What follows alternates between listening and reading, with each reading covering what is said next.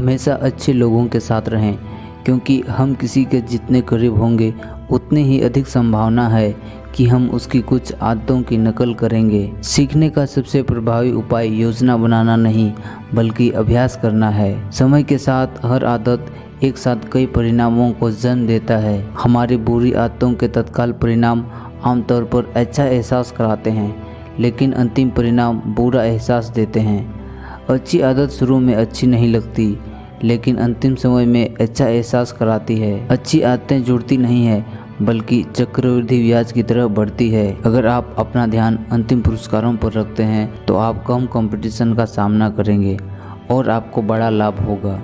जैसा कि कहा जाता है कि सफ़र के अंतिम मील पर हमेशा सबसे कम भीड़ होती है। पहली गलती आपको नुकसान नहीं पहुंचाती है, बार बार लगातार होने वाली गलतियां आपको नुकसान पहुंचाती है। बर्बाद हुए दिन आपको उससे अधिक चोट पहुंचाते हैं जितने सफल दिन आपकी मदद करते हैं। यदि कोई असफलता दर्दनाक होती है तो यह दिमाग में छप जाती है, लेकिन यदि असफलता कम तकलीफ पहुंचाती है तो इसे नज़रअंदाज कर दिया जाता है। जो काम आपको अन्य लोगों की तुलना में कम कष्ट पहुंचाता है, यानी जिस काम को करने में आपको खुशी मिलती है, यही वह काम है जिसे करने के लिए आप बने हैं। अगर आप बेहतर होकर नहीं जीत सकते तो आप अलग होकर जीत सकते हैं। एक अच्छा खिलाड़ी उस खेल को जीतने की कड़ी मेहनत करता है जो हर कोई खेल रहा है।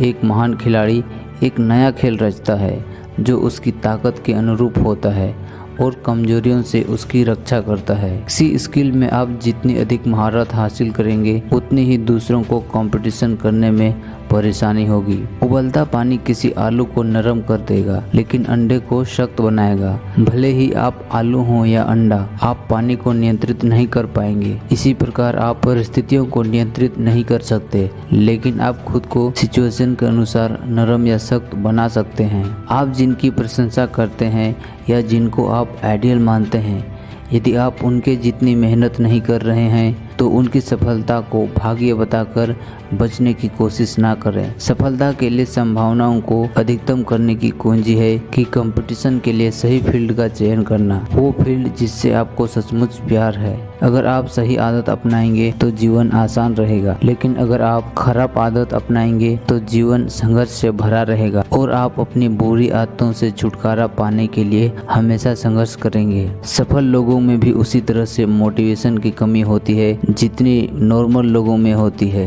अंतर केवल इतना है कि सफल लोग डिमोटिवेट होने की बजाय दूसरा रास्ता निकाल लेते हैं। सफल लोग तब भी काम करते हैं जब उनका मूड अच्छा नहीं होता, भले ही उन्हें उसमें खुशी नहीं मिल रही हो, लेकिन वे कोई ना कोई उपाय निकाल लेते हैं ताकि वे उस काम को करते रहें। आदतों का एक फायदा यह है कि हम कोई काम बिना सोचे कर पाते हैं, और नुकसान यह है कि आप नहीं जानते कि आप क्या कर रहे हैं और क्यों कर रहे हैं, और अपनी छोटी छोटी गलतियों पर ध्यान नहीं देते हैं। किसी विद्या में मास्टरी हासिल करना वह प्रक्रिया है जिसमें आप सफलता के छोटे से छोटे तत्वों पर ध्यान केंद्रित करते हैं। इसे तब तक दोहराते जाते हैं जब तक कि आप भीतर तक कुशलता प्राप्त नहीं कर लेते। सफल होने का तरीका यह है कि हम सीखें कि चीजों को सही ढंग से कैसे किया जाता है और फिर हर बार उसी तरह से करें। जिस व्यक्ति के पास जीवित रहने के लिए क्यों होता है, वह किसी भी कैसे का सामना कर सकता है। यदि आपकी मोटिवेशन और इच्छा महान है